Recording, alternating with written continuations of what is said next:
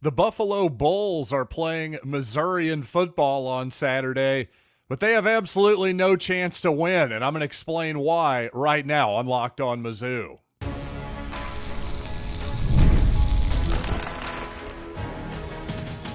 You are Locked On Mizzou, your daily podcast on the Missouri Tigers. Part of the Locked On Podcast Network, your team every day.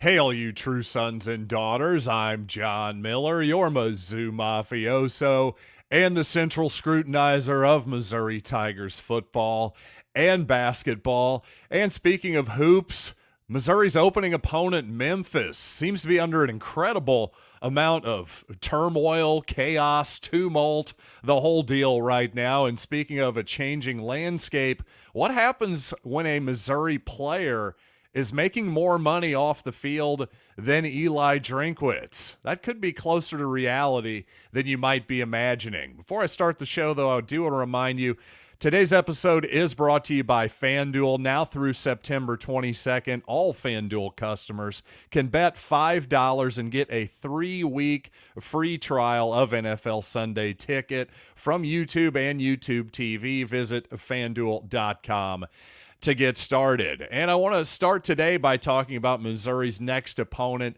in the Buffalo Bulls, who have had an interesting history over the years. In fact, their newest coach, Pete Lembo, if all goes well in the next 3 seasons or so, he should be the next coach of the University of Kansas. Of course, I kid there a little bit, but of course, Turner Gill went from Buffalo to KU. Now Lance Leopold has gone from Buffalo to KU. Pete Lembo?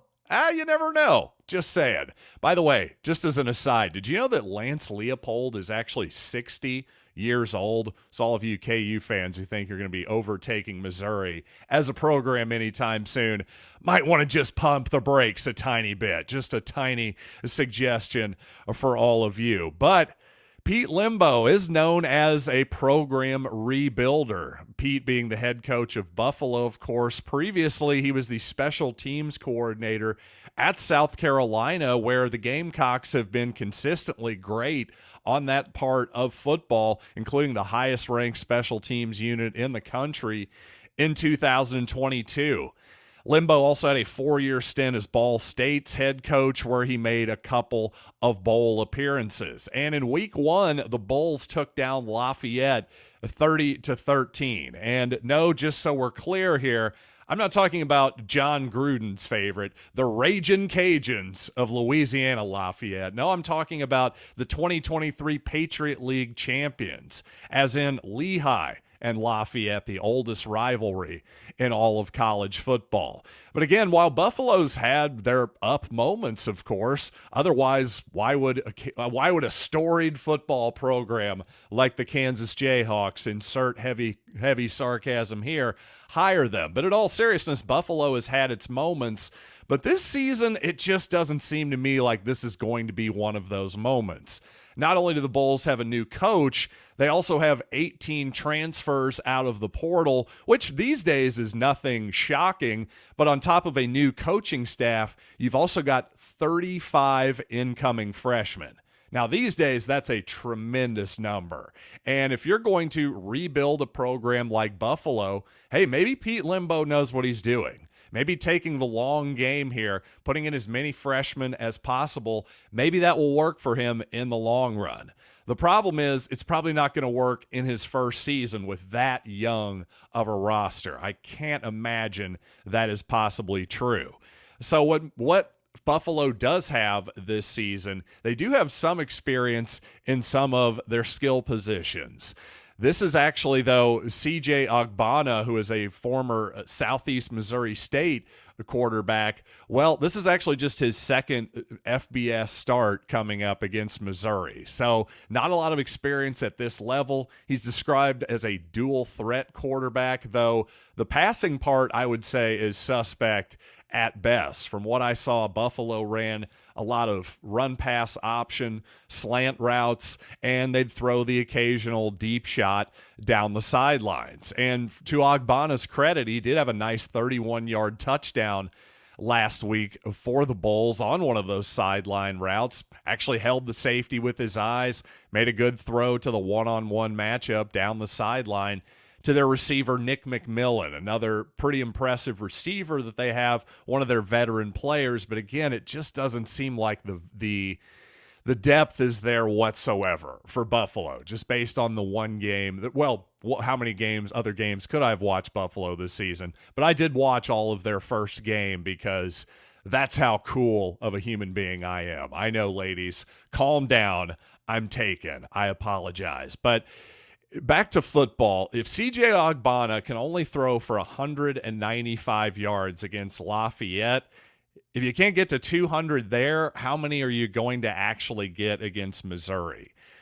That would be my biggest concern. Now, I do think the Bulls have a couple of interesting running backs, and this is going to be a run-heavy offense, including by Ogbonna, the quarterback. He's going to tuck it and run quite a bit. He's going to take direct snaps, run wildcat-type plays where the running back is a lead blocker for him on occasion as well. But I will say Jaquez Barksdale at 6 feet, 230 pounds. He led the Bulls. He was among several Bulls who got carries in the game, and Barksdale was definitely their leading rusher, and I thought their most impressive rusher as well. At that size, he can maybe do some damage, but he's going to need a little bit of room, and I just don't see the Missouri defensive line, which had a really good start to the season, giving up a lot of ground this coming Saturday. Also, another running back to note there, Sperling. Forgive me, I didn't write down his first name, but Sperling, this kid was Mr. Ohio in high school, rushed for, in one high school season, 3,800 yards and 58 touchdowns. Stuck with the Bulls through a coaching change this past offseason, by the way. So he's kind of an interesting name to keep your eyes on, but only got 5 carries in the ball game. So the deal is, even though the Bulls, I think, played a smart game, I thought they played a smart game in terms of, hey, let's run the football, get that lead, take a deep shot on occasion. But for as much as I praised Coach Lembo and his special teams acumen, the Bulls did get a punt blocked by the Lafayette Leopards. Not great. You don't want to get punts blocked by FCS teams, first of all. You know, Coach Lembo was not happy about that. The Bulls also fumbled a kickoff return, setting up the Leopards in the red zone as well. So ultimately, when I'm looking at this game, I'm looking at the minus 34.5. Missouri is favored, 51.5 total. I'm going to stay away from both of those numbers, although I am tempted, considering Buffalo's probably going to run the football, try to run clock. The under is tempting there. I'm just, frankly, if I'm taking the under, I'm worried that Missouri is going to connect on some of those Brady Cook missed deep throws that were just a bit off last week. That, as Eli Drinkwitz said, he was proud of Cook making the right reads and knowing where exactly the football should go. But in Drinkwitz's opinion, he just thought Cook's feet were a little excited and that he was probably preparing to celebrate as he released that ball, because that's how good of a route Marquise Johnson ran, for instance, and no doubt it was the right decision. So maybe just a little bit more solid in the lower base for Brady Cook, and that could genuinely make all the difference in the world in week 2 and the rest of the season on those deep shots. Missouri basketball plays only one true road game in the non-conference season, but it just so happens to be the opening game of the 2024-25 season in Memphis against Penny Hardaway's Memphis Tigers. But you know what? While that's on paper a tough opener, the way things are going lately for Memphis, with the absolutely wild news breaking here just a couple hours ago across my Twitter feed, well, maybe Missouri opening up with Memphis isn't the worst thing, or maybe the most daunting challenge in the world. So let's talk about the crazy happenings down in Memphis coming up here in just a little bit. But first, passion, drive, and patience. The formula for winning championships is also what keeps your ride or die alive. eBay Motors has everything you need to maintain your vehicle and level it up to peak performance. Superchargers, roof racks, exhaust kits, LED headlights, and more. Whether you're into speed, power, or style, eBay Motors has you covered. With more than 122 million parts for your number one ride or die, you'll always find exactly what you're looking for. And with eBay Guaranteed Fit, your part is guaranteed to fit your ride every time or your money back. Because with eBay Motors, you are burning rubber and not cash. With all the parts you need at the prices you want, it's easy to make your car the MVP and bring home huge victories. Keep your ride or die alive at ebaymotors.com. Eligible items only. Exclusions apply. eBay Guaranteed Fit. Only available to U.S. customers. By the way, in case you missed it, Tiger football now up to number 9 in the AP poll, moving up 2 spots from number 11. Tigers just moved up 1 spot to number 10 in the coaches poll, so the Tigers now officially a top 10 team. And hopefully I didn't just make the biggest jinx of all time by saying that the Buffalo Bills had absolutely no chance to win this basketball game. But you know what? It's starting to look like the chances of Penny Hardaway having a successful run with the Memphis Tigers are dwindling by the second. And just in a sign that time flies, by the way, it is going to be year 7 already this coming season for Penny Hardaway at Memphis. Of course, the NBA great, Memphis State great back in the day, came home to his alma mater, and it really felt like this could work. Hardaway was a very notable AAU coach, had a lot of connections. James Wiseman, who was one of the most highly sought after, we're talking top 2 or 3 guys in the country one year. Well, Wiseman only played a few games with Memphis. It's never really worked out in the NBA for him either. And it's starting to look like Penny Hardaway's coaching career really might be mirroring that. Now, of course, last season, Memphis took down Missouri rather easily at home. But unfortunately for Missouri, that was more of a sign that our Tigers weren't very good versus the other Tigers from across the state line being a rather formidable opponent. The Tigers, Memphis Tigers, that is, were rather middling last season. Just 76th in KenPom.com. Missed the NCAA tournament. Apparently decided they were too good for the NIT, despite the fact that in 6 seasons in Memphis, Penny Hardaway has 1 NCAA tournament victory in 2 appearances in March Madness in 2022 and 2023. So here's the wild news, though, with Memphis. I just laid out some not so encouraging numbers and a narrative there. Well, it gets a lot worse because just this morning, Penny Hardaway announced officially that basically his whole staff has been fired, including most notably Rick Stansberry, who's a pretty big name if you follow college basketball circles. He was probably the lead recruiter for Memphis, to be sure. Some have even gone as far to say, hey, he basically recruited all the important guys on their roster. But he was far from the only significant guy to be let go here. And at this point in the process, with just about 2 months to go until tipping off the season, it's less than ideal to be replacing one assistant coach, much less virtually your entire staff. So there was obviously the official release by Penny Hardaway was basically going, hey, no, it's not perfect. Thank you guys so much, but this is a decision I'm having to make here. So not a lot of explanation there. But I can tell you this, there's never been in the history of college basketball somebody make this dramatic of a move 2 months before the season starts, where there wasn't a little bit of smoke where there was fire here. I have no idea what's going on in Memphis. Well, whatever it is, it ain't good. I don't know what it is, but it's bad.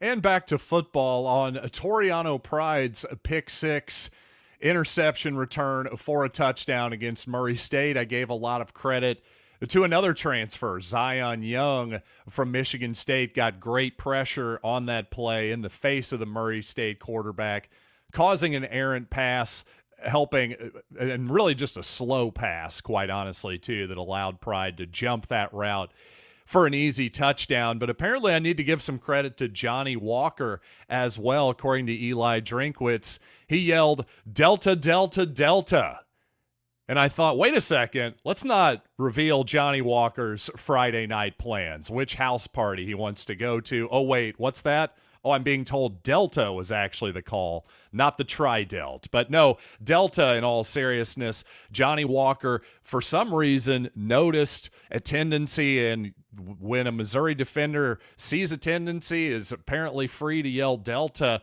and that'll tell you, hey, this is a passing play. That's their signal. That allowed Young to get a little bit faster off the ball, kind of abandon his run fit, and just focus on pass rushing. Well, he got home, made a great pass rush move.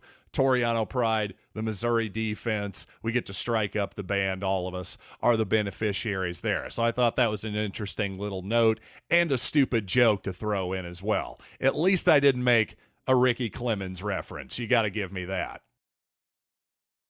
So as Gabe DeArmond over at Power Mizzou recently pointed out, by all accounts, Luther Burden is not only a great football player, but he's a really good teammate as well. He's a locker room asset, as put it. But here's the thing with that, and I think Burden deserves a tremendous amount of credit for that. And of course, Eli Drinkwitz and the whole coaching staff, the veteran leaders in the locker room, the players themselves deserve a ton of credit for just fostering this type of an atmosphere. But I will say this, one thing that hasn't changed is Eli Drinkwitz is still in charge. He's the guy who makes $9 million a year now. A few years ago, he made $4 or $5 million a year. And the reason I bring this up is because, well, it's quite possible that Luther Burden, and if we believe rumors that we hear, and various other players around college football are making upwards of $1 million a year in NIL money, sometimes more than that. Arch Manning, famously for Texas, as rumor is he's making multi-million dollars a year and that sort of a thing. But again, all of these situations, the coach is still the guy who's making the lion's share of the money, much more money than anybody else on the roster. But we're still in the very, very early portion of the first quarter in terms of NIL and all the money that could potentially be flowing around here. And indeed, I've argued that if we're going to really be fair here to the players, if that's the point here, for them to get their actual fair piece of the pie, well, they need to get some of that actual television money too. And if that ever happens, boy, the floodgates will really open. And for good, bad, or indifferent, if it ever happens that a Missouri player, for example, is making more money than Eli Drinkwitz, well, that's going to be a really different dynamic, isn't it?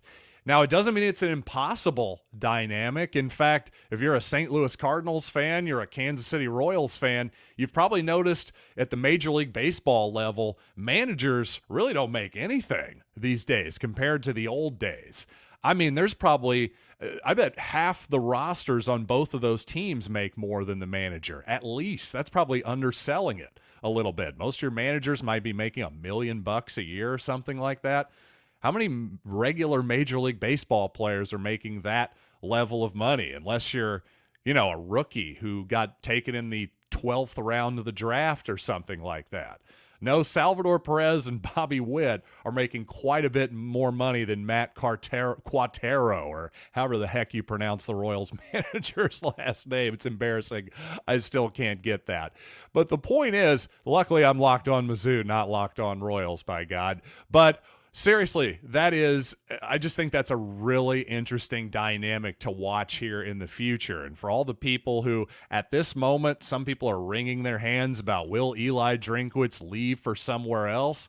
I'm not particularly worried about him leaving for another college job, at least not at the moment. Certainly not the University of Florida, where their administration makes the Missouri administration and the Board of Curators look like kumbaya and the greatest collection of minds on God's green earth. That's how bad it is down in Florida. But if indeed this dynamic continues to change and you feel like as a college coach you don't have that much control anymore, well, what the heck? I might as well go to the NFL. That's not just a risk for Eli Drinkwitz. That's a risk for a whole bunch of coaches at this point. And you know what? I feel like I've been in a rather jocular mood on this episode of Locked On Mizzou. Well, I've got another thing coming up that sounds like a joke, but it's actually very real and the opposite of spectacular. It's the NFL playing Friday night football in week 1 in frickin' Brazil. Yes, this is a thing that's actually happening. And as you can tell, I'm not very amused. And also, let's take a look across the country in college football coming up here in just a little bit. But you know what? Let's first talk about my friends over at FanDuel, because you've heard me talk a lot about FanDuel, America's #1 sports book. Well, I have something different now through September 22nd. All FanDuel customers can bet $5 and get a 3-week free trial of NFL Sunday Ticket from YouTube and YouTube TV. Then with a YouTube base plan, you'll be able to watch every regular season Sunday afternoon out-of-market game. All you need is a Google account and a current form of payment, and you can cancel at any time. Just visit FanDuel.com and download America's #1 sports book. Thanks for making Locked On Mizzou your first listen every day. Now go check out Locked On College Football. And in this season, the 12-team playoff, it's going to be constantly shifting. What does the bracket look like? Of course, never-ending conference realignment, rumors. Spencer McLaughlin's got you covered. The national perspective, part of the Locked On Podcast Network. Your team every day. So not only are the Packers and Eagles playing in Sao Paulo on a Friday night, but the game is on Peacock as well, just to really rub it in the face of all NFL and football fans out there. You know, I understand the NFL's seeming need to want to grow the game internationally, but to do it at the expense of high school football, a Rubicon that they had long said they would never pass. Oh, we'll never have games on Friday night. Sorry, just kidding. We actually will be having games on Friday night. Now, there's no high school football television contracts or anything like that are being stepped on here, but there is some college football television contracts that are being stepped on here as well. If the NFL continues to meander into Friday nights, hey, you know what?